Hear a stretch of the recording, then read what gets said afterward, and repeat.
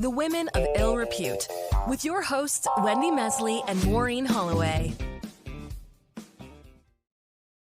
So, Marina, I really, really, really like the outdoors. I'd say I'm probably, well, I am. I'm an outdoorsy person. But are you? I don't know. I don't know. Are you an outdoorsy person? No, you are an outdoorsy person. I like the outdoors, you know that, but I think I'm more of an indoorsy person. I remember Liam, your husband Liam, saying that Wendy was water and air and that he was hearth and fire. Ah, And I thought, yes, which is nice. And I thought, oh, I'm hearth and fire. So I like no. fire too, but yeah, I am. I am water and air. What about adventure? Do you like adventure?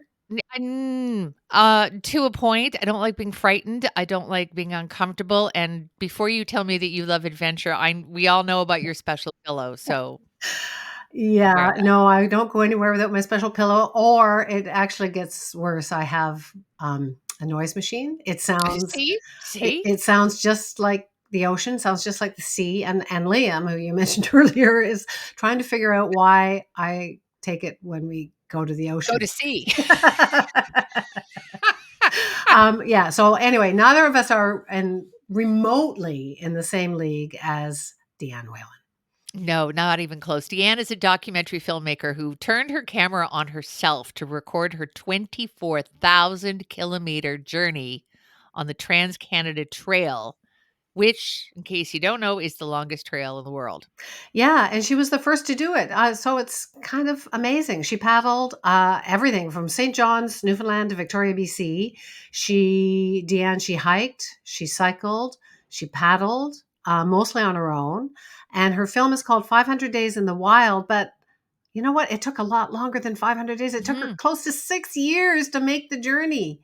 And there were mishaps, there were surprises, there was some real danger along the way. It is a spectacular look at some of the most remote parts of the country. She went there, so you don't have to, and the wildlife that lives there. But it's just as much about Deanne herself, some of her friends, and the mostly remarkably kind people she met along the way. So, here to talk Yeah. about it. So Dianne Whelan is here with us now. So she's her movie is coming out. So hi Dianne, nice to meet you. Sort of. Hi, you two amazing women. It's nice to see you again, too. All right, right out of the gate, why call it 500 days in the wilderness when you were there, or 500 days in the wild when you were there for so much longer? Well, type A personality leaving, not type A personality finishing. I had a schedule when I left, right? I really thought that I was going to do I'm like, oh, yeah, I remember I was on my mountain bike in my 20s. I was doing 80K a day, and I can do this and mapping out this whatever. But, by day 10, it was like, well, this is a fairy tale. This schedule is a fairy tale. This schedule is a fairy tale. So what do you do? I had to have that day of reckoning, right? It's like, what are you doing? Why does it matter how many kilometers you go a day? Why are you doing this? It's not failure. You can't make this, you can't do this way. So, and why are you out here? And I'm like, oh yeah, well, I'm out here because I'm an artist and I actually want to make a film. This is what I do. This is my profession. And so why am I measuring this journey quantitatively? Like, what difference does it make how fast or how far or whatever? So on that day, I burned my schedule. It was day 10 of the journey. And really, when I think back to it, this was a very pivotal moment because in this moment, I am taking off the rabbit suit and I am putting on the turtle shell. And I'm not asking myself anymore, what's the fastest way? I'm asking myself, what is the most meaningful way? And that changed everything. So I have a really basic question, even more basic than why was it not 500 days and it's called 500 days? What is the Trans Canada Trail? Like I look at the 401 and there's like this Not the 401. highway, but that's not it. I mean, there were places in your documentary where you couldn't like see anything. So what is it?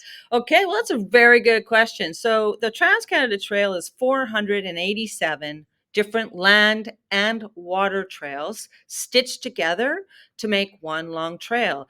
My goal, it has some offshoots that dead end, but my goal was to do one continuous line from St. John's, Newfoundland to northern Alberta, and then paddle 4,000 kilometers up to the Arctic Ocean to Tuktoyaktuk, and then make my Of way course, as one does, yes. then make my way down south back eventually, of course, to Vancouver, and then from there, a 300-kilometer paddle to Victoria, where Wow. that's the other mile zero on the journey. So that's the Trans-Canada Trail. It connects three oceans. I will say one thing though. I am the first person to do the land and water trails of the Trans-Canada Trail, but there have been two people, a man named Dana and a woman named Val Vogel, who have also walked the trail. And I always like to bring attention to that because the water trails were the most remote sections, so they had to reroute themselves onto roads and stuff to get through that. But I still think what they did is absolutely amazing.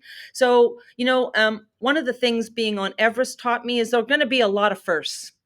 Okay, Everest has a first every day, right? I am the youngest person. I am the first person with Mm. one leg. I am this. I am that. And power to them. What they're showing is, and through a powerful metaphor of their own experience, is that don't let anything stop you from doing what you think you can't do, right? So I see the beauty in that. But I also saw after a while of being on Everest, it's like, who cares about the first, really? It's more about the process of how you do what you do. I'm the first because I left before the trail even opened, because I'm a filmmaker and I need that. Like I need, okay, I can probably sell this if I get out there and I do this. So on a professional perspective, it totally made sense after Everest and the Arctic to do this. On a personal note, of course, I had, the things that were unfolding for me at that time. I guess you could say I was having a classic midlife crisis. I was 50 and just turned 50, and my marriage of 13 years had ended, and my dog of 16 years had just died. So I was like, well, I'm sad, but there's also opportunity that comes with this, which is I can go and do this film, because I couldn't have done this film if I was in a relationship when I left, right? I mean, who's gonna wait for me for 6 years? Let alone 500 days. Yeah. Right? Yeah.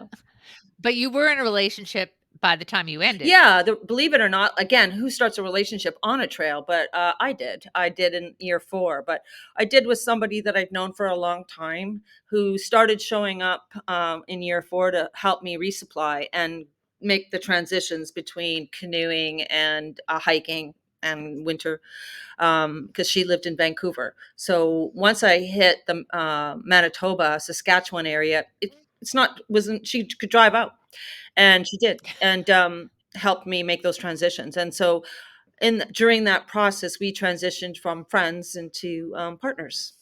Hmm. So, I don't know which direction to go in here. Logistically, so this explains a lot because I know when you were in Cape Breton, when you were on Lake Bredor, you went around the entire Yeah, shoreline instead of across it. yeah. So that was actually part of the trail. Yeah, yeah. If you look at the map, that I was following a water trail, and the water trail goes all the way around the lake. Here's the funny thing. So I'm on the lake and I'm paddling it, and I start meeting people, and I'm like, so yeah, no, what? And they're like, what on earth are you doing? Because when you're on a lake, everybody on the shores of that lake gets wind of it. And then they start, what's up with that canoe? Have you seen that? There's a woman in a canoe. Because it took me 40 days to paddle the Bredor Lake. So I was out there for a while. Anyway, word gets around, right? So I would be like, after I started meeting some people, and I'm like, oh, well, look, I'm doing your water trail. And they're like, yeah, okay, my family's been here for 200 years. Nobody's ever done this. We don't even know what the hell you're talking about. What trail? And so I was like, oh, so basically I'm like, this isn't done like regularly. And they're like, yeah, no, never saw this before in our life. And I'm like, oh. And that's when I But started apparently realizing. you've always been like that. I mean, even your family, there's a quote of someone who says, yeah, she's always been out of the box. You've always been driven. You've always been driven by your dreams or your passions. Or so what on earth were you doing? Right? Well, I mean, I was following a trail, and the trail has a map, and I'm just simply trying to like make my way, through this map basically. But I mean, I have to tell you that I love what I do. I love being a filmmaker, and I love adventure films because they have a story arc. They have a beginning, they have a middle, and they have an end. And the very first book I ever read was The Hobbit. Right. Hmm. And really as a storyteller, that's really been my story arc ever since. And let's face it, what is a story? Well, Aristotle, right, defines a story as a sympathetic hero or shiro on a vital quest against insurmountable odds. Well, this kind of clicked off those boxes. I knew that there was a story arc here. What I didn't know was that I was going to be the central subject. I actually thought that by pointing my camera and filming other people, I was going to make something more like the Canterbury Tales, right? But we get into the edit room, and I worked with this amazing woman, one of my favorite creative collaborations of my life. And she's like, "Dee, where the hell is the footage of you?" I'm like, "Well, there's some, what do you mean?" She's like, "Well, we need, you're like the central character here. We kind of need, where's the footage of you?" Like, well, I didn't really film myself that much. I mean, in the beginning anyway. But what I did do was that storytelling that you hear in the film. These are a lot of sound bites that come from these audio diaries that I did. I never pointed at myself. I pointed the camera, like my POV, out onto whatever I was looking at, but I talked behind it. And so we were able to extract a lot of that narrative from that. We had to bridge it with some new content as well, but that's where a lot of that narrative comes from. And it's your internal Yeah, that's dialogue, right. which becomes external, is what actually keeps us going. Because otherwise, it would be, a film board, the loon in its natural habitat. Um, so, Deanne, it was just back to the practicalities. The trail, as people might be envisioning it, is not a trail. In some places, it disappears entirely because it's not maintained. It's deeply remote. I don't think you went through any urban areas whatsoever. I did. I go through Toronto and Montreal.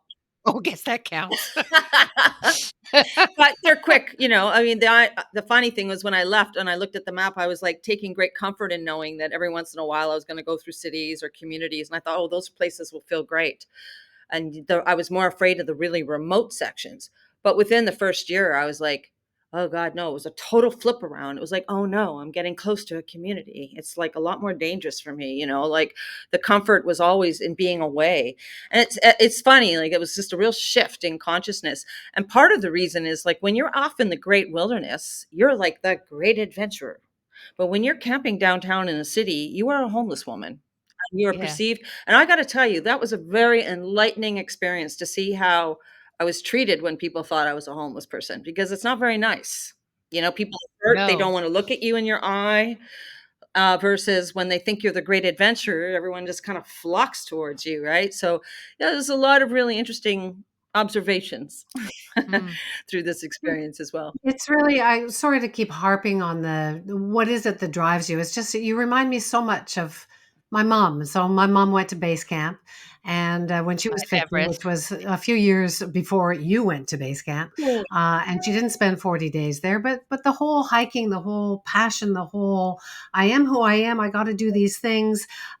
We did I guess she was in love with mountains, so she never hacked her way through. Like some of the pictures that Maureen is talking about, it's kind of amazing that you were able to haul your canoe over tree stumps and everything. So it was just, I don't know, the whole thing about being driven. I mean, there is something behind. You're like, you didn't train for weeks and months before going out to do this. You Clearly just thought, not enough. I Right? I can do this. I need to do this. Why don't I do this? It really is driven by story, though.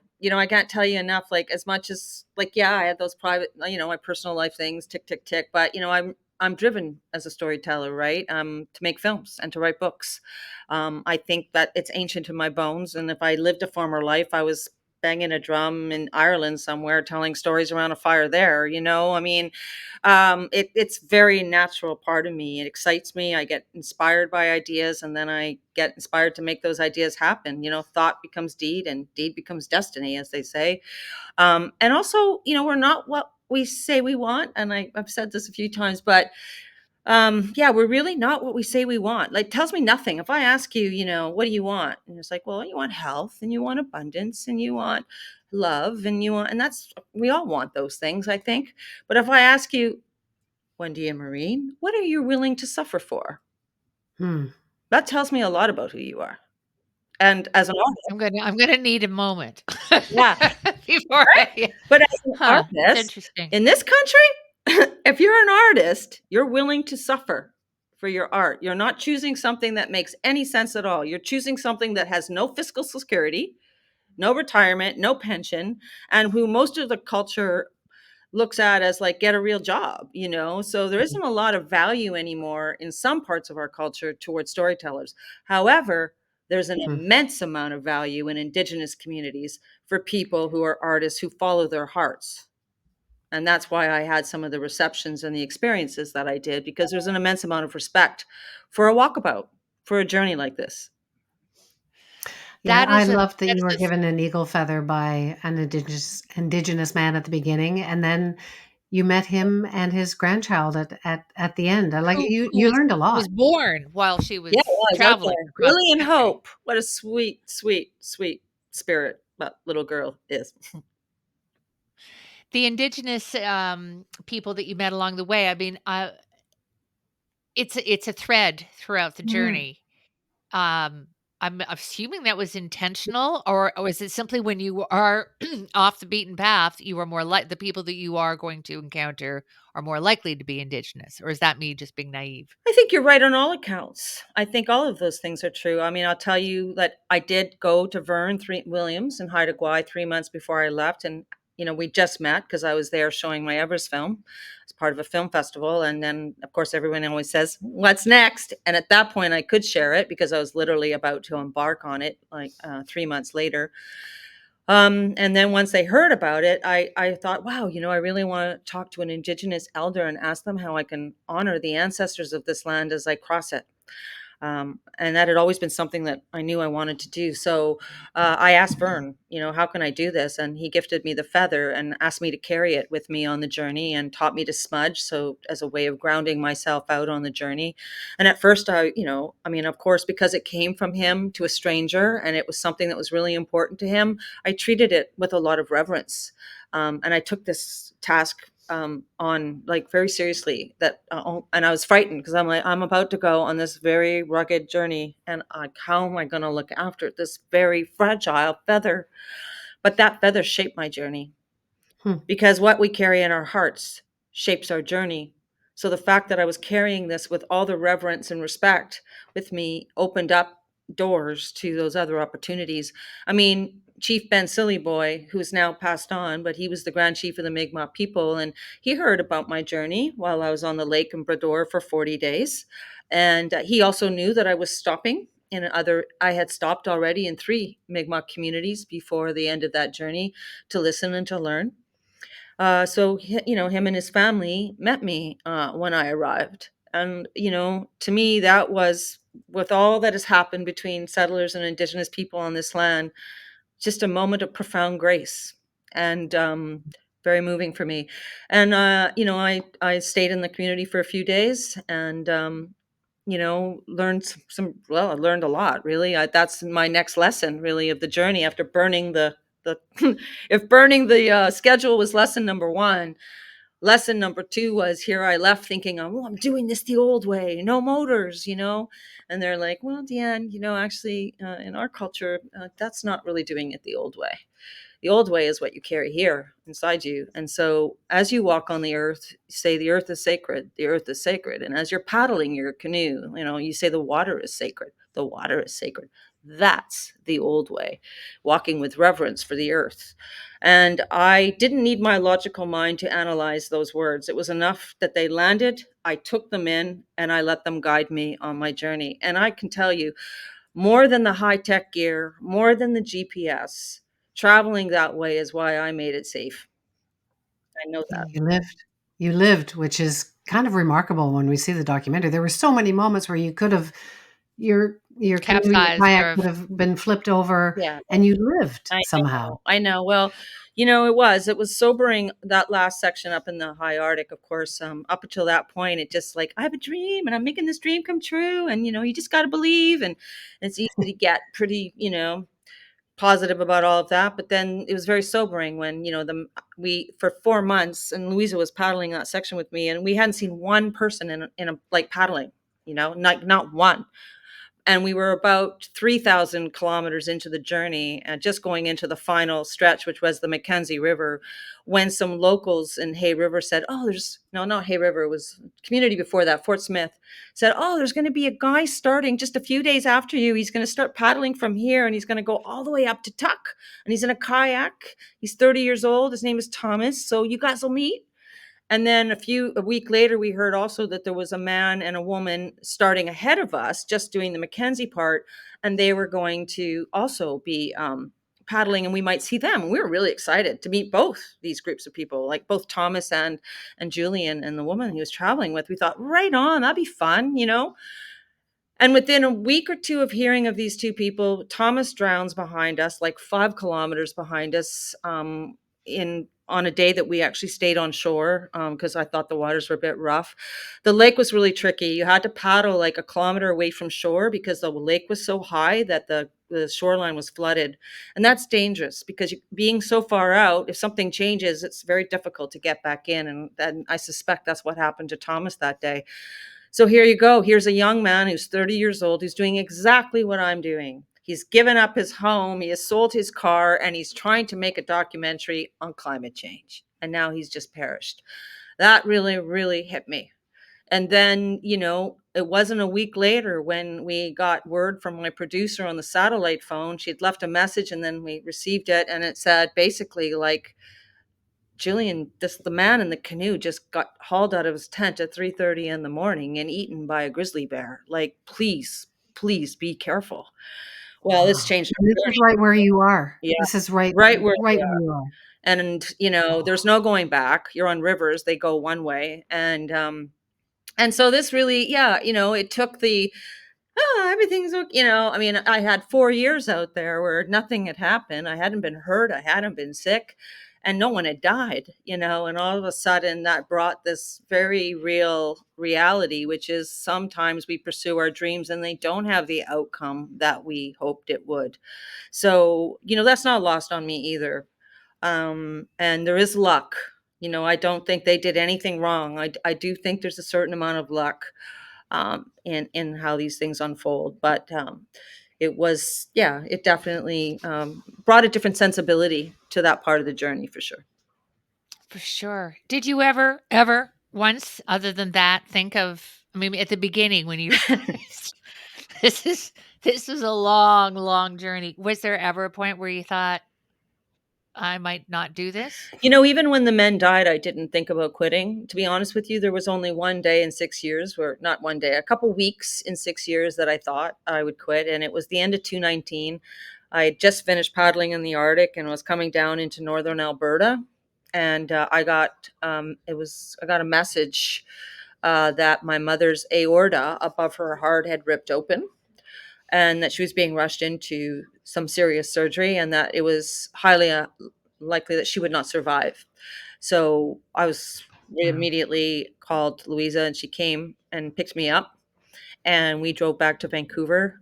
And fortunately, when we got there, she survived the surgery and she was in intensive care for a while. And I just camped out at the hospital. And then when she was moved out of that into her own room, I just like made a bed out of a couple chairs and spent a couple of long days just really rethinking everything and like, this is your mother, like this is my job's here now. Like, this is not a time for me to be away from this woman.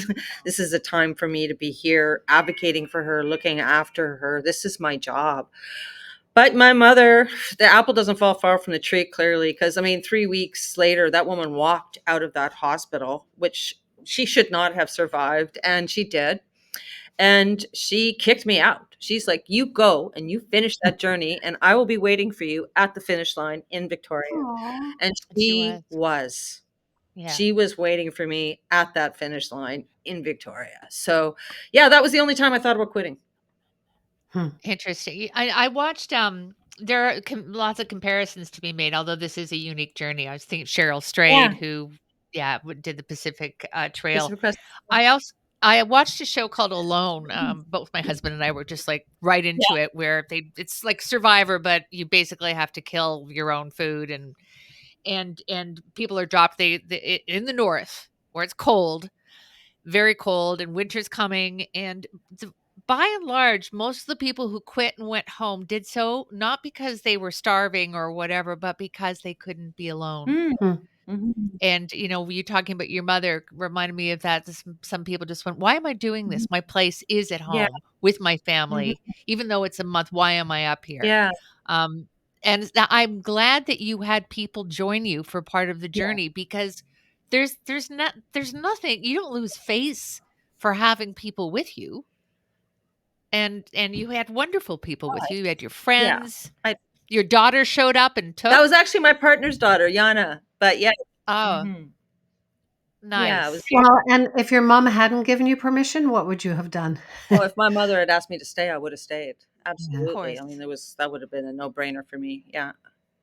But I love I think at some point you quote how the Cree view of poverty yeah, is when you're alone. It's not about money, it's about connection. being alone. Yeah. Yeah. Yeah, Connection. poverty is being all alone. Exactly. And being rich is just to be very well connected to your community and your family and friends. The more, the wealthier you are. But also just, I went to McGill University in the 80s. I studied philosophy and the history of Western thought, really. I'm always been fascinated by ideas. I'm very inspired by them. And nothing is more powerful than an idea whose time has come. So, I naturally really romanticized individualism. I mean, that's really what the history of Western thought Mm. takes you to, is that place of, and I'm glad that you can be different in our society, and there are rules to protect you, even though you don't, let's say, follow the main flock. You can still be you here, and that's okay. But on the extreme end, yeah, like I now think something that I very much romanticized, which was individualism, is an illness in our Mm. culture. I really do. And we are like trees. On the surface it looks like every tree stands alone, but underneath the surface, all those trees' roots are all. They're all socialists. There was a book written about that. Yeah, Right. The Secret saying Life all of the trees Trees. are socialists. They're Right. all supporting each other. That's right. And so we're like the trees, we are all connected. We're connected by the fact that we all live on this living planet in a galaxy full of dead planets, by the way. I don't want to live on Mars, do you? I mean, like, there's no butterflies, there's no cedar trees, there's no beautiful oceans. There's nothing. There's no interest in me at all to go there. We have this place, and this is what we share, and it is amazing. It's a jewel. It's a living planet in a galaxy of dead planets, man. So have you saved it? Am I sorry? The planet. Yeah. Have you saved the planet? Have you It hasn't saved done any Canada? harm to it. Yeah. Deanne, you were gone for all the time that you were gone. There was a part in the film where you mentioned that you don't need news. The only thing you need is the Mm. weather. There's the only information. And this was COVID. This is pre-COVID for part of it. You were removed from all the things that I think really weigh heavily on the rest of us. I mean, the news, I like to be informed, but it's a depressing thing. And you were free of that. The weather was all that mattered.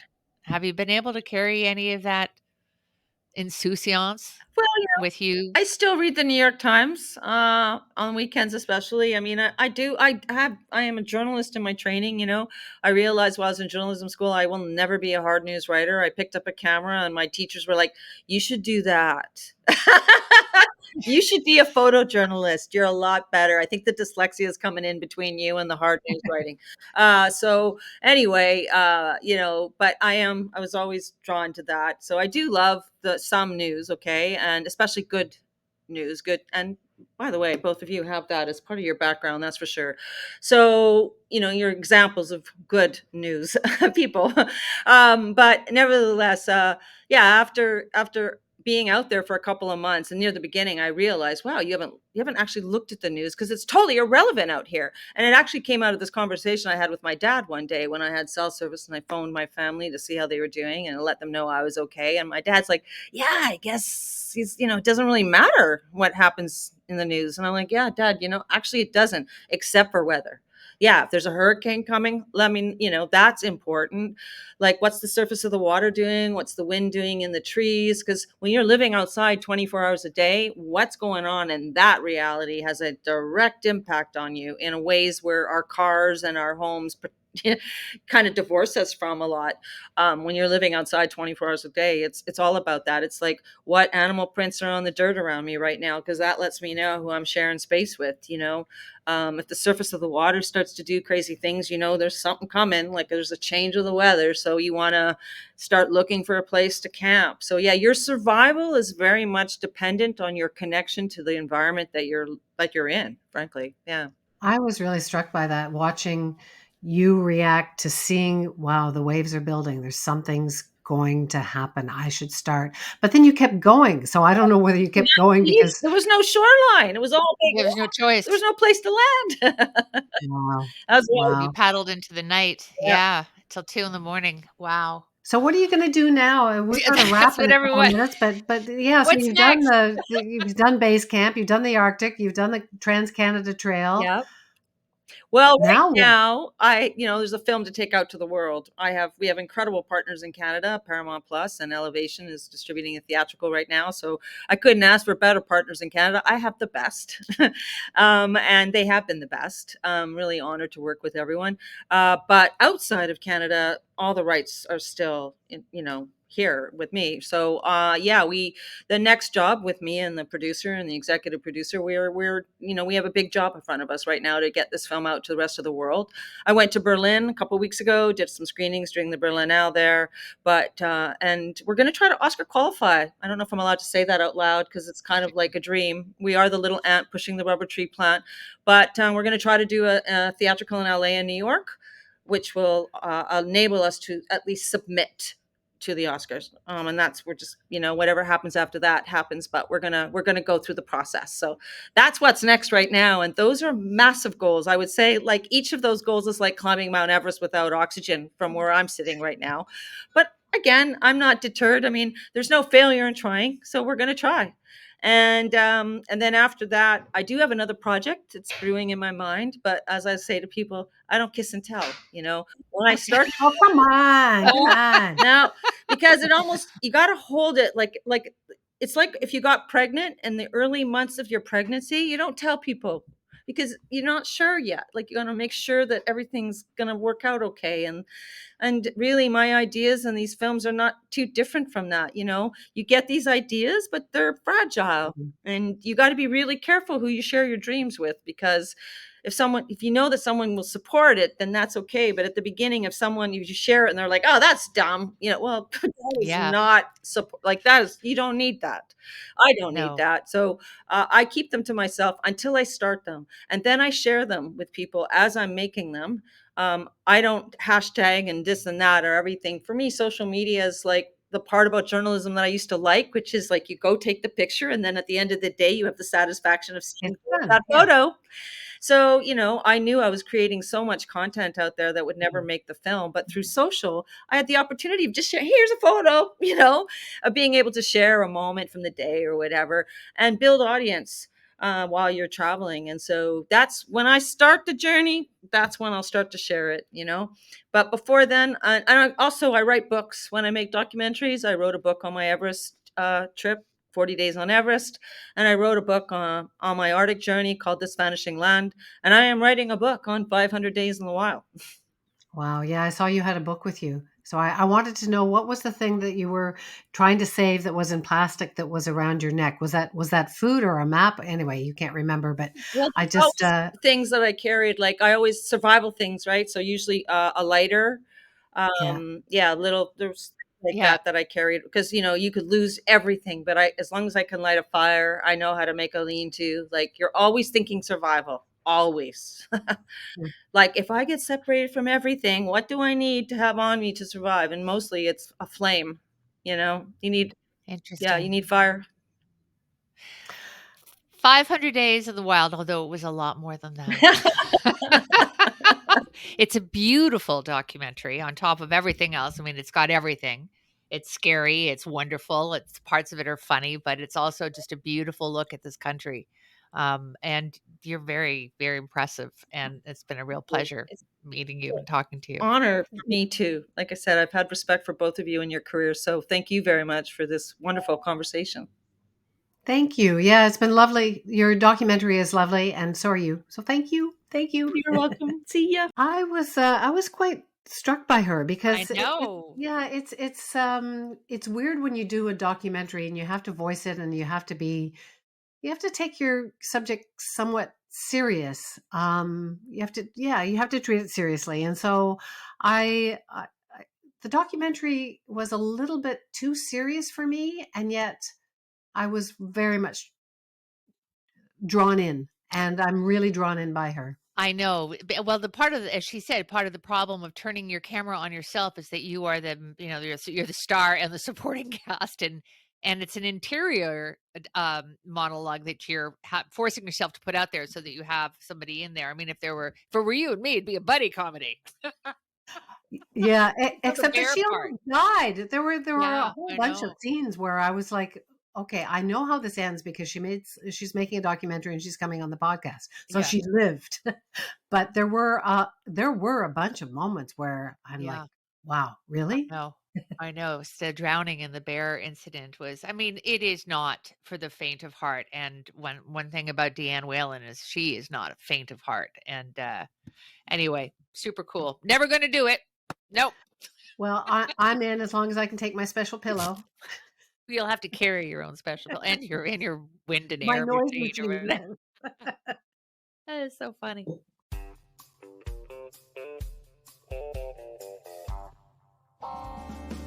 Women of Ill Repute was written and produced by Maureen Holloway and Wendy Mesley, with the help from the team at the Sound Off Media Company and producer Yet Belgraver.